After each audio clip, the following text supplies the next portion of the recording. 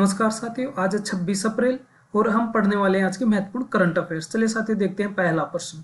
पाकिस्तान ने भारत के साथ किस समझौते को रद्द कर दिया है? चार ऑप्शन है। सिंधु जल संधि, ताशकंद समझौता, शिमला समझौता, गैर परमाणु आक्रमण समझौता। तो इसका सही जवाब है ऑप्शन सी, शिमला समझौता। शिमला समझौता को हाल ही में पाकिस्तान ने रद्द किया है। यह प्रतिक्रिया भारत के द्वारा सिंधु जल संधि को सस्पेंड करने के बाद हुई है और पाकिस्तान द्वारा समर्थित पहलगाम जम्मू कश्मीर में JNK में जो आतंकवादी हमला हुआ था, जिसमें 26 भारतीय नागरिक अर्थात भारत के पर्यटक भारत के कश्मीर में मारे गए थे आतंकवादियों के द्वारा। 5 आतंकियों के द्वारा इन पर हमला किया गया था। उसके बाद भारत ने सिंधु जल संधि को सस्पेंड कर दिया था। भारत में रह रहे सभी पाकिस्तानी नागरिकों को वीजा रद्द कर दिए थे।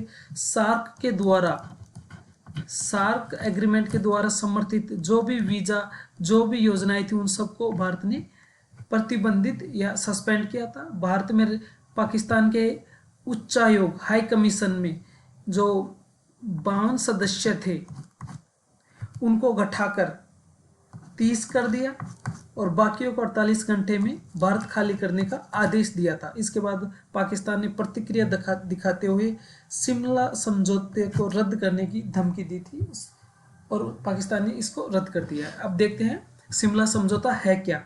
1960 में भारत और पाकिस्तान के मध्य सिंधु जल संधि हुई थी। उसके बाद 1971 में भारत और पाकिस्तान के मध्य युद्ध हुआ था, जिसके फलस्वरूप बांग्लादेश बना था। इस युद्ध में भारत ने पाकिस्तान के 93,000 युद्धबंदियों यानी सैनिकों को गिरफ्तार कर लिया था। इस युद्ध के अंदर समाप्ति के बाद एक समझौता हुआ, जिसमें भारत ने LOC पे नियम बनाए और पाकिस्तान के जो 93,000 सैनिक थे, उनको वापस कर दिए थे। लाइन ऑफ एक्चुअल कंट्रोल पर दोनों देश सहमत हुए। इसमें जो भी विवाद होगा, उसमें दोनों देश आपसी सहमति से इसको सुलझाएंगे, ना कि किसी तीसरे देश की इसमें मदद ली जाएगी। और इसके अलावा जो भी युद्ध में जो क्षेत्र भारत ने जीते थे, वो सारे पाकिस्तान को लौटा दिए जाएंगे। इसके अलावा यह समझौता उस समय के वर्तमान में इंदिरा गांधी और वहां के पाकिस्तान के जो राष्ट्रपति थे जुल्फिकार अली भुट्टो के मध्य हुआ था। यह समझौता हिमाचल प्रदेश के शिमला में यह समझौता हुआ था। इसके ही परिणाम स्वरूप बांग्लादेश आजाद हुआ और एक अलग राष्ट्र की नींव पड़ी, जिसका नाम बांग्लादेश रहा। अब देखते हैं अगला प्रश्न। हाल ही में विश्व मलेरिया दिवस कब मनाया गया है? 22 अप्रैल, 23 अप्रैल, 24 अप्रैल और 25 अप्रैल। सही जवाब होगा 25 अप्रैल में। हाल ही में 25 अप्रैल को विश्व मलेरिया दिवस मनाया गया। इसका उद्देश्य मलेरिया के प्रति लोगों को जागरूक करना है। इसके लक्षण 4 हफ्ते से लेकर एक महीने का समय भी ले सकते हैं दिखने में। तेज सर्दी लगना, पसीना आना, कमजोरी महसूस होना, ये सब मलेरिया के लक्षण है। इसमें प्लेटलेट्स डाउन भी होती हैं और उल्टी दस्त वगैरह भी होते हैं। अब देखते हैं अगला प्रश्न साथियों। भारतीय वायुसेना ने किस नाम से युद्ध अभ्यास का आयोजन किया है? 4 ऑप्शन है।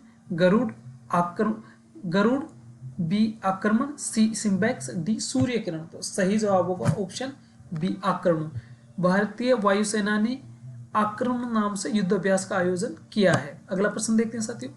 हाल ही में लता दीनानाथ पुरस्कार से किसको सम्मानित किया गया है? कुमार मंगलम बिड़ला, अमिताभ बच्चन, ऋतिक रोशन, अनुपम खेर। तो सही जवाब होगा ऑप्शन A कुमार मंगलम बिड़ला को।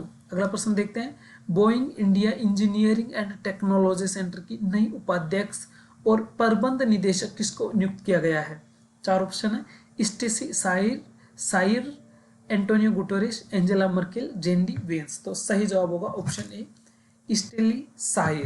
Stacy Sayer. एंटोनियो गुटेरेस वर्तमान में यूनाइटेड नेशंस के अध्यक्ष है। एंजेला मर्केल पूर्व जर्मनी की चांसलर रह चुकी है। जेंडी वेंस अमेरिका के वाइस प्रेसिडेंट है वर्तमान में। हाल ही में अमेरिका में चुनाव हुए थे, उसमें डेमोक्रेटिक पार्टी ने जीत दर्ज की थी। इसमें डोनाल्ड राष्ट्रपति अमेरिका के 47वें राष्ट्रपति चुने गए थे, जबकि जे.डी. वेंस अमेरिका के उपराष्ट्रपति बनाए गए थे। जे.डी. वेंस ने कई बार डोनाल्ड ट्रंप जो अमेरिका के राष्ट्रपति हैं उसके खिलाफ भी भाषण दिए हैं, लेकिन उन्होंने बाद में माफी मांग ली थी। अब देखते हैं अगला प्रश्न। हाल ही में इसरो के किस पूर्व अध्यक्ष का निधन हो गया है? 4 ऑप्शन है। एस सोमनाथ, के शिवन, कृष्णा स्वामी कस्तूरीरंगन, डॉक्टर वी नारायणन। तो सही जवाब है ऑप्शन सी, कृष्णा स्वामी कस्तूरीरंगन। इनका हाल ही में निधन हो गया है। ये पूर्व इसरो के अध्यक्ष हैं। वर्तमान में इसरो के अध्यक्ष doctor V Narayanan. S Somnath पूर्व अध्यक्ष रह चुके, के शिवन भी रह चुके। इसका सही जवाब ऑप्शन सी रहा, कृष्णा स्वामी Kasturirangan.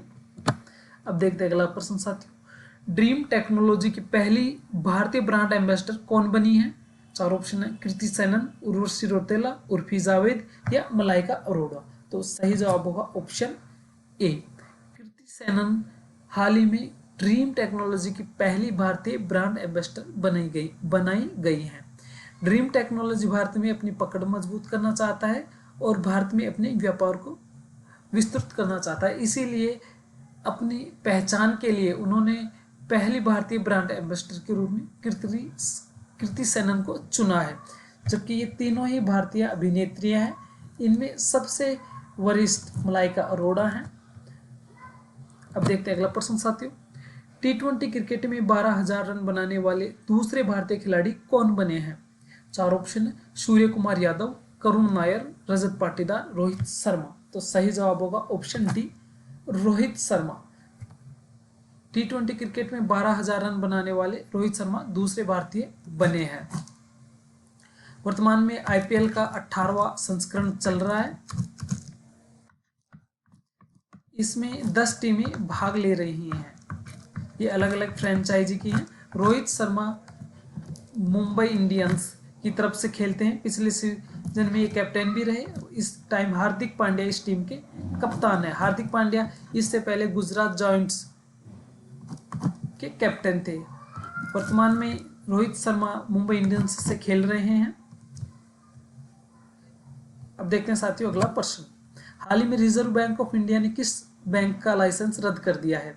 State bank of India, Indian bank, bank of Baroda, Ajanta urban cooperative bank मर्यादित। तो इसका सही जवाब भी ऑप्शन डी है। अब देखते हैं अगला प्रश्न। विश्व में एआई क्षेत्र में निवेश करने वाले देशों की श्रेणी में भारत का कौन सा स्थान है? 4 ऑप्शन है। 4th, 5th, 6th और 7th। तो सही जवाब होगा 7वां। भारत का 7वां स्थान है।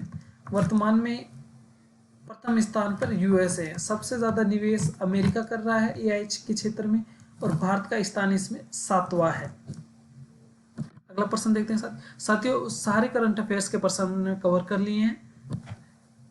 अपनी तैयारी के लिए हमारे चैनल को सब्सक्राइब कर ले। भास्कर कोचिंग नाम से हमारा यूट्यूब चैनल है। और पीडीएफ चाहिए आपको हर क्लास की तो आप टेलीग्राम चैनल को हमारे ज्वाइन कर ले। इसका नाम है भास्कर कोचिंग के नाम से हमारा टेलीग्राम चैनल है। अब मिलते हैं साथियों अगले क्लास में। तब तक के लिए जय हिंद, जय भारत।